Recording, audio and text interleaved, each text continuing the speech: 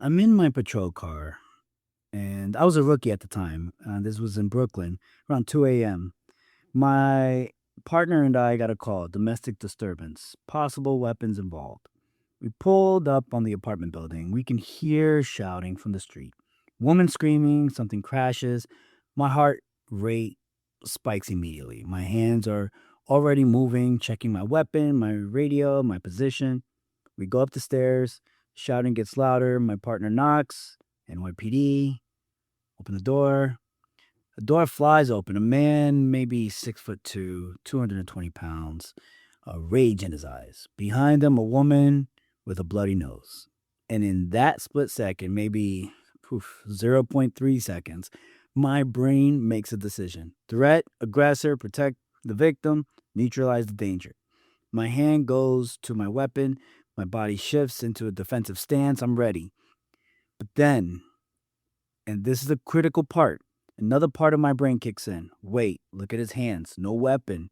Look at his body language. He's angry, but he's not attacking. Look at the woman. She's scared of him, but she's also stepping between us and him. This is not aggression. This is desperation. He's not a threat. He's in crisis. Two brains, two completely different interpretations. Same situation. Brain one said, danger, react now. Brain two said, context, think first. If I had listened only to brain one, I might have escalated the situation. I might have drawn my weapon. I might have turned a domestic crisis into a violent confrontation. But brain two gave me just enough pause to see what was really happening. Turns out their kid was in the hospital. They'd been there all day. They came home exhausted, scared, overwhelmed. An argument about nothing turned into something. They didn't need force, they needed de escalation. And that bloody nose, allegedly wasn't even an attack. It was the weather. And she had a bloody nose, I guess stress or what have you. She had no other signs of assault on her face. I switched brains, and that switch changed the outcome. Here's what most people don't understand: you have two completely different thinking systems in your head. They just use different parts of your brain. They operate at different speeds. They have different goals. And most of the time, you don't even know which one is in control. This is Thinking to Think, the podcast about making better decisions in a world designed to make you think worse. This is Mike Aponte, also known as M.A. Aponte, former NYPD officer, former Merrill Lynch wealth manager, former trained actor, and current executive director of a charter school in Florida. Today, we're going deep on the two brains in your head, System 1 and System 2. Why your brain defaults to fast, emotional, automatic responses, and how to shift into slow, logical, deliberate thinking when it actually matters.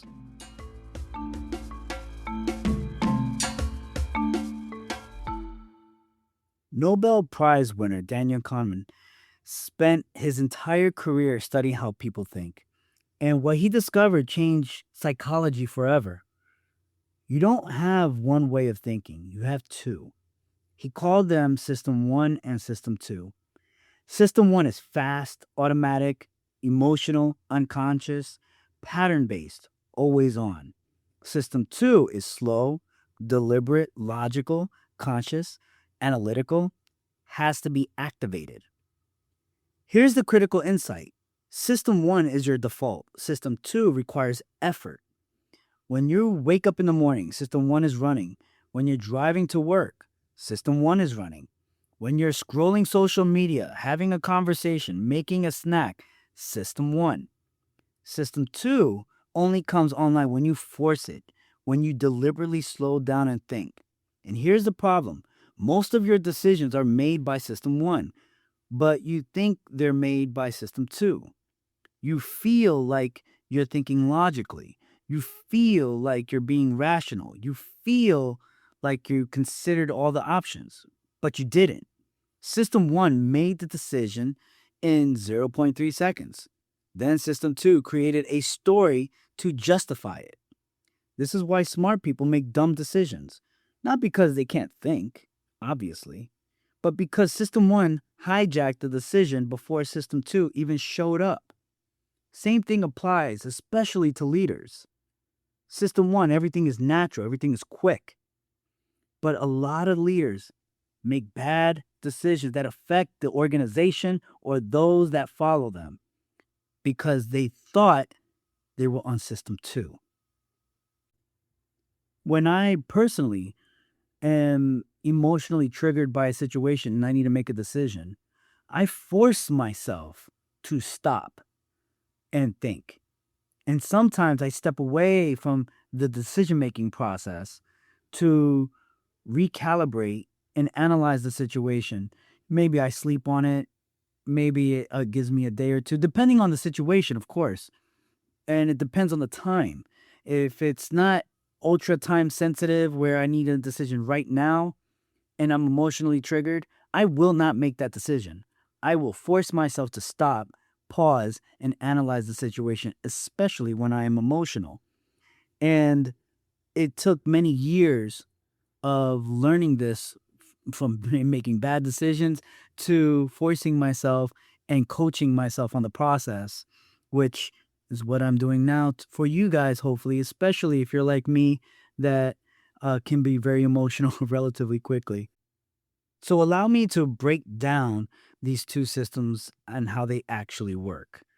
System 1, the fast brain, what it does.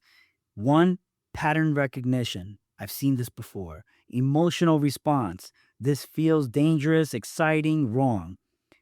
3, automatic actions. Driving, walking, speaking. 4, snap judgments. First impressions. 5, intuition, the gut feelings. When it works well, System 1 is why you can walk and talk at the same time. It's why you don't have to consciously think about every word when you're speaking. It's why you can drive a familiar route with thinking about something else. It's also why you're still alive. If you had to consciously analyze every potential threat, you'd be dead. The rustling in the grass might be wind or it might be a predator. System 1 doesn't wait to find out, it assumes threat and acts. When it works well, System 1 is a superpower. An example from my time in finance. When I was meeting with clients, I could usually tell within the first 30 seconds whether they were going to be difficult to work with. Not because I was analyzing them consciously, because System 1 was reading micro expressions, tone of voice, body language, word choice, hundreds of tiny signals, and creating a pattern match. This person reminds me of clients who later become problems. Was I always right? No. But I was right often enough that the pattern was useful. That's System 1 at its best. Fast, unconscious, pattern recognition that saves time and protects you. Here's when System 1 fails. Blind spots. Blind spot number 1, it mistakes familiarity for truth. If you've heard something multiple times, System 1 assumes it's true, even if it's not. It's called an anchor bias, but that's for another episode. And this is also why propaganda works so well. Why conspiracy theories spread. Repetition creates the feeling of truth. Blind spot number 2, it can't handle statistics or probability. System 1 thinks in stories, not numbers. Ask someone, what's more dangerous, shark attacks or falling coconuts? System 1 says sharks because sharks attacks are dramatic, memorable, covered in the news and in your movies. But falling coconuts actually kill more people every year than sharks. System 1 doesn't care. Sharks feel more dangerous. Blind spot number 3, it's terrible at long-term thinking. System 1 prioritizes immediate rewards over future consequences. The donut in front of you right now feels better than the abstract concept of being healthy 6 months from now.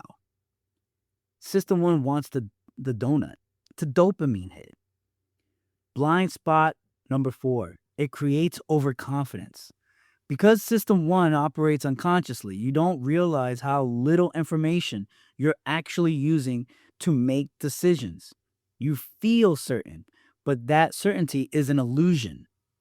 Example from education, a teacher sees a student acting out in class. System 1 immediately generates an explanation.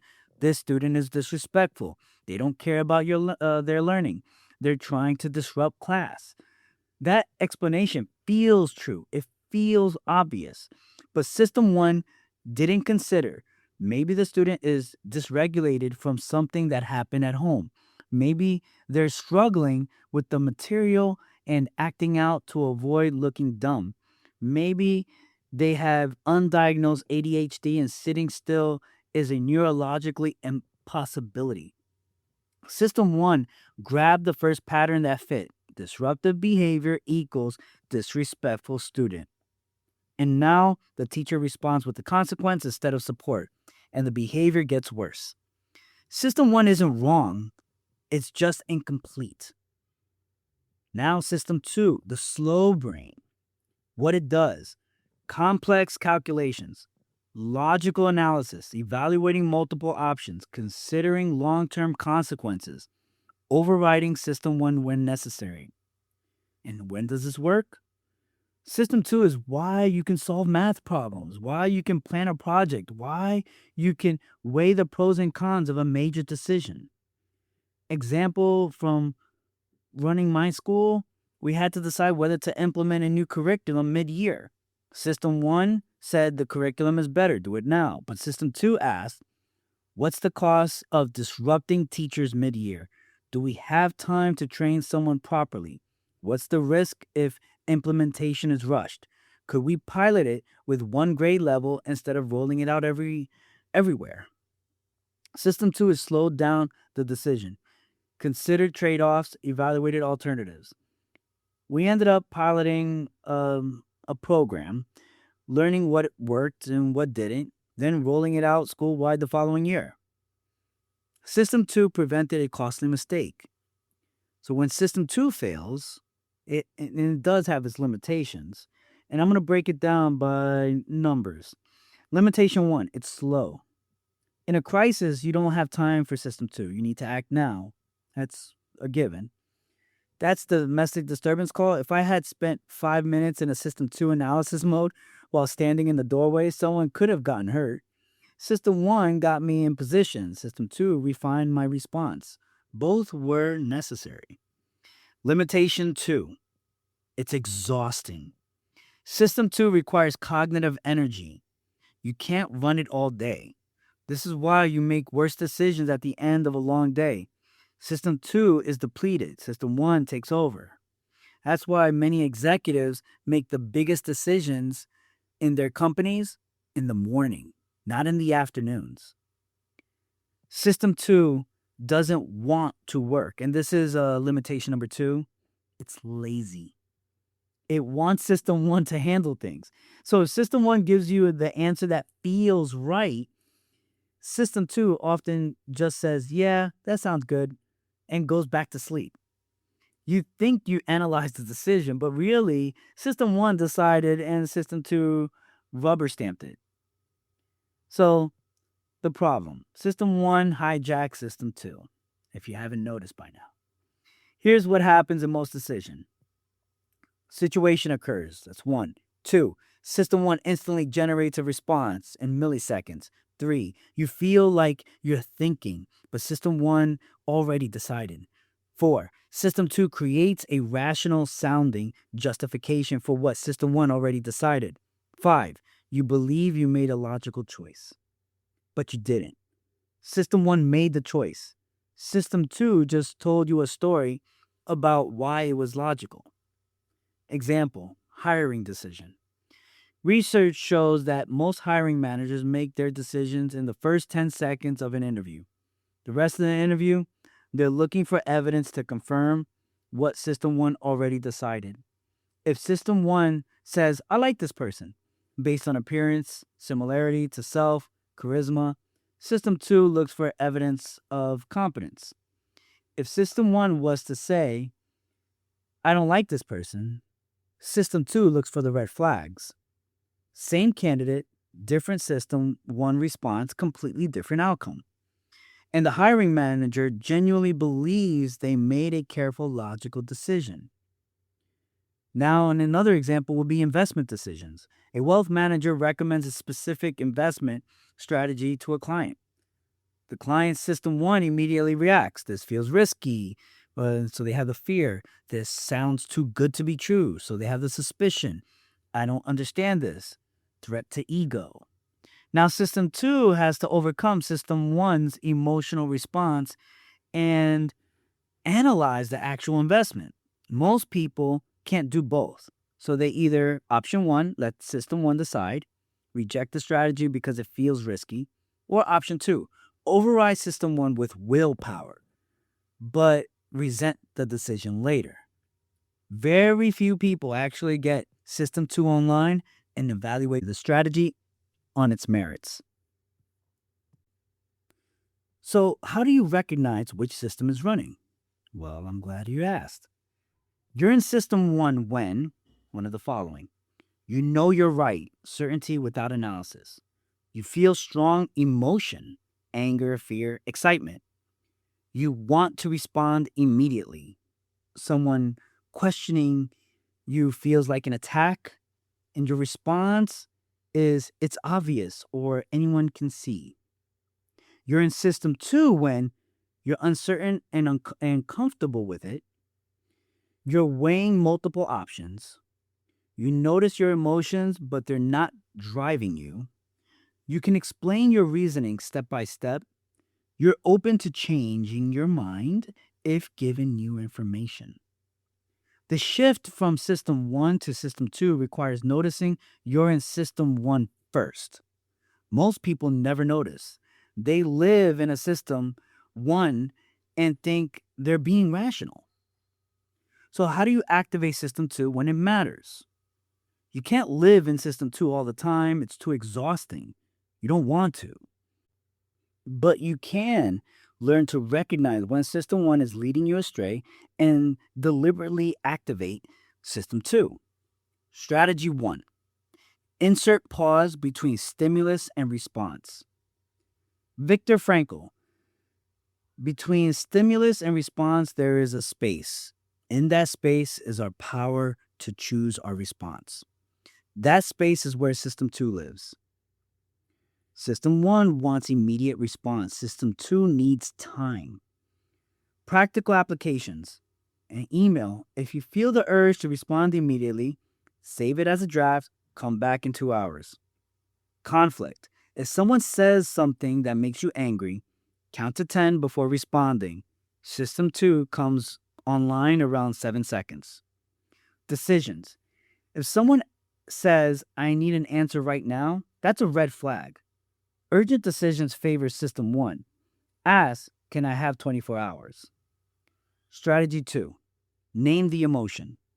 System 1 is driven by emotion, but once you name the emotion, System 2 wakes up. I'm feeling defensive right now. I'm feeling scared this won't work. I'm feeling excited, and that's making me overlook risks. Naming activates the prefrontal cortex, that part of your brain that runs System 2. Strategy 3: ask System 2 questions. System 1 makes statements. System 2 asks questions. System 1: this person is lazy. System 2: what evidence do I have for that? What other explanations could there be? System 1: the investment is too risky. System 2: what specifically makes it risky? How does that compare to other options? What's the actual probability of loss? System 1: we should do it this way. System 2: why? What are we optimizing for? What are the trade-offs? Questions for System 2 online.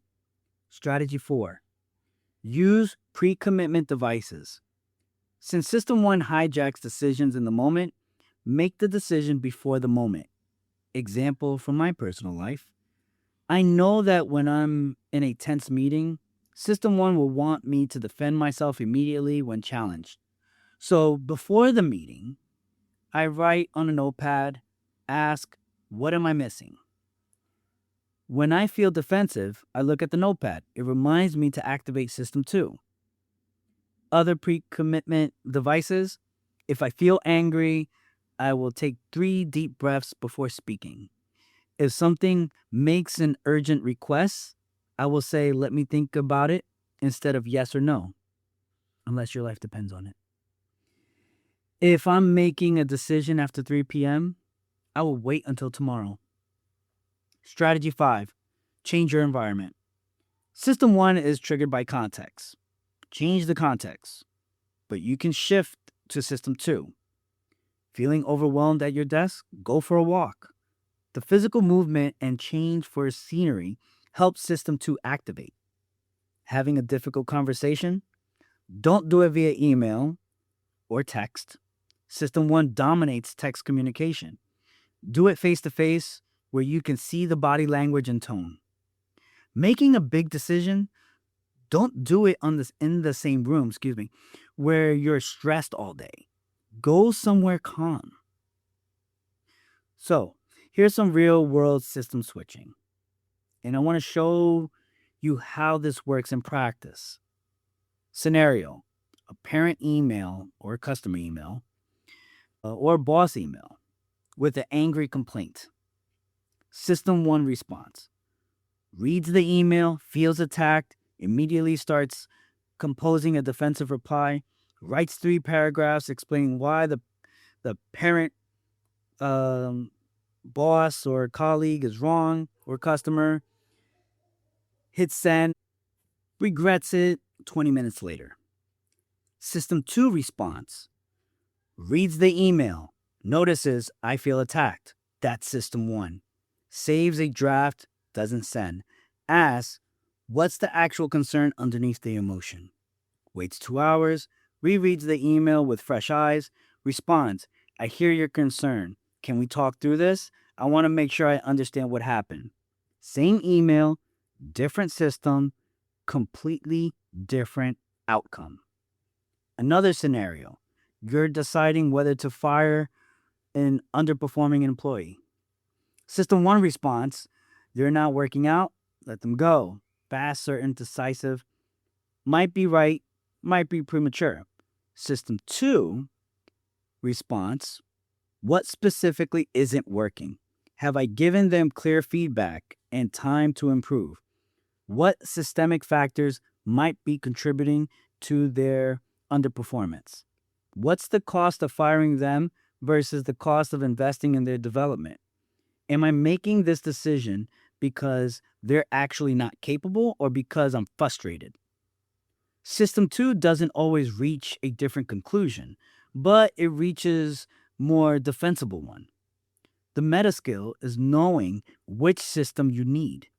Some situations require System 1. Emergencies, performance like sports, music, public speaking, social interaction, routine execution. Some situations require System 2. Complex decisions, long-term planning, conflict resolution, financial choices, hiring and firing, strategic thinking. The skill isn't always use System 2. The skill is recognizing which system you're in, recognize which system you need, and make the shift when necessary. If you're realizing that most of your decisions are System 1 running in autopilot, and you want to develop the capacity to shift to System 2 when it matters, I write about this every week in my Substack. I share real decisions I made this week and which systems I was in, how I caught System 1 hijacking me and what I did about it, other frameworks for recognition, as well as my reflections and podcast notes. It's free. It's in my Substack. Please sign up. I have additional resources and behind the scenes in my $10 a month subscription, but there's a lot of resources in the free one. So please sign up. It will help support the show. Next week, strip it down to nothing. We're talking about first principles thinking, how to break complex problems down to fundamental truths and rebuild from there. This is how Elon Musk thinks. This is how great scientists thinks. And you can learn it too. Thanks for thinking with me. I'm Mike Aponte, also known as M.A. Aponte, and this is Thinking to Think.